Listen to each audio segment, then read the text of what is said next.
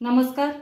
Cooking Marathi तडका या YouTube चॅनलमध्ये आपले सर्वांचे परत एकदा खूप खूप स्वागत आहे. आता सध्या श्रावण महिना चालू झालेला आहे. तर श्रावण महिन्यामध्ये मुळा हा खाल्ला जातो आणि मुबलक प्रमाणात येतो. त्याच्यामुळे आपण मुळ्याची रेसिपी मी टाकलेली आहे. तर आता मुळ्याची भाजीची रेसिपी टाकणार आहे. तर त्यासाठी मी हे मुळ्याचे हे पानं घेतलेले आहेत. तर हे आता निवडून कट करून घेणार आहे. हे अशा जाड काड्या आहेत त्या आपण टाकून देणार आहेत आणि अशा कोवळ्या काड्या घेणार आहेत.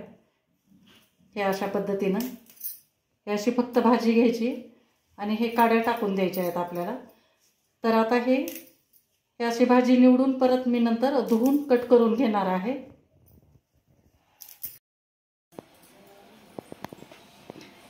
हे अशा पद्धतीनं आपण हे भाजी छान 2-3 पाण्याने आपण धुवून घेतलेली आहे आणि पाणी पण चांगलं निथरून घेतलेलं आहे. तर आपण चालू करू आता बनवायला. तर कढई गरम झालेली आहे. तेल टाकून घेऊ. 1.5 चमचा तेल टाकायचं. तेल गरम झालेलं आहे. थोडीशी अर्धा चमचा मोहरी टाकते. मोहरी छान तडतडल्यानंतर आपल्याला याच्यामध्ये जिरे टाकायचे आहेत.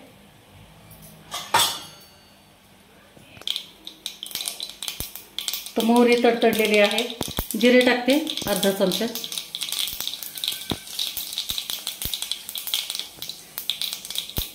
नंतर थोडंसं आलं लसणाची पेस्ट आहे ते पण टाकून घेते.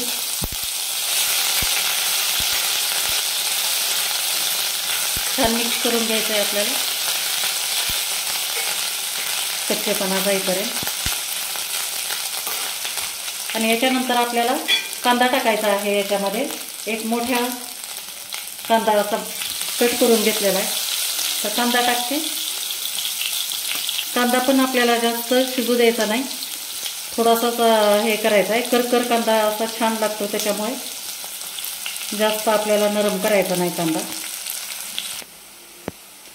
तर कांदा आपला झालेला आहे. आता याच्यामध्ये मी थोडीशी हळद टाकणार आहे आणि अर्धा चमचा लाल मिरची टाकते. काही मसाले वापरायचे नाहीत आपल्याला. मिक्स करून घ्यायचं. गॅस एकदम कमीच ठेवायचा आहे. गुणामध्ये एकदम मुळ्यासारखीच असणारी पण त्याच्यापेक्षा पण जास्त गुण असणारी अशी ही मुळ्याची भाजी आहे. तर हे मिक्स करून घेतलेलं आहे. नंतर एक मोठा टोमॅटो कट करून घेतलेला आहे. तो टोमॅटो पण टाकून घेते.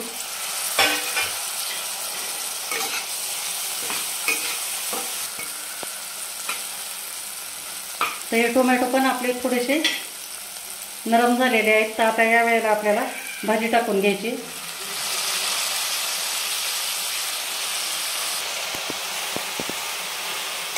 मिक्स करून घेते. आता हे दिसायला जरी तुम्हाला खूप असे दिसत असेल तरी पण ही भाजी एकदम कमी होणार आहे. आता शिजून एकदम कमी होणार. तुम्हाला याच्यामध्ये शेंगदाण्याचं कूट वगैरे टाकायचं असेल तर शेंगदाणे पण टाकू शकता. पण मी अशीच फक्त तिखट मीठ टाकूनच करणार आहे. तर हे बघा फक्त मिक्स करून घेतली आहे तर किती कमी झालेली आहे भाजी.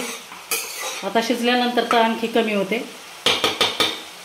याच्यानंतर आपल्याला एक 4-5 पाकळ्या आता वरून असा लसूण ठेचून घेतलेला आहे. कच्चा लसूण टाकायचा आहे आपल्याला. नक्की बघा तुम्ही करून. तुम्हाला फरक लगेच जाणवेल चवीमध्ये. तर हे छान मिक्स करून घ्यायचं आहे आणि आपल्याला झाकून 5 मिनिट शिजू द्यायची आहे ही भाजी.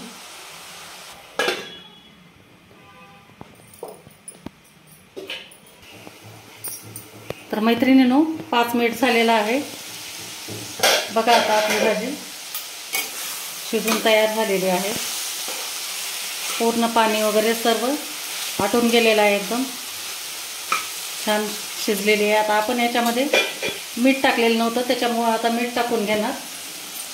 कारण भाजीचा अंदाज येत नाही किती टाकायचं काही नाही मीठ. त्याच्यामुळे जितकी भाजी राहील त्या प्रमाणामध्ये मीठ टाकून घ्या. अर्धा चमचा मीठ टाकून घेतलेलं आहे. त्याला परत एकदा छान मिक्स करून घ्यायचं आहे आपल्याला.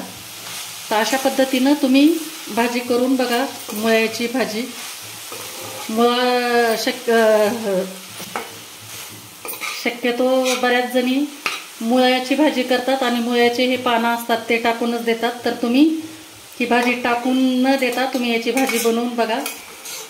अतिशय छान आणि अशी गुणकारी चविष्ट अशी होती ही भाजी. तर आता गॅस ऑफ करते, तुम्हाला दाखवते मी काढून.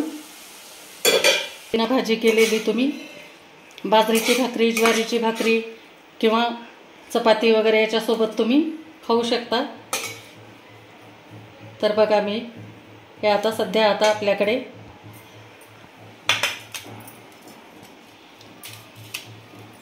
हे चपाती आहे आणि भाजी सोबत थोडंसं लोणचं घेतलेलं आहे.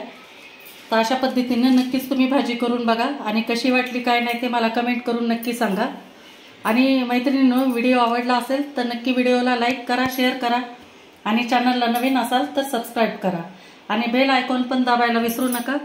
बेल आयकॉनमुळे काय होईल की माझे रेसिपीचे तुम्हाला नवीन नवीन नोटिफिकेशन तुमच्या मोबाईलवर दररोज मिळत राहतील. व्हिडिओ शेवटपर्यंत बघितल्याबद्दल धन्यवाद. थँक्यू.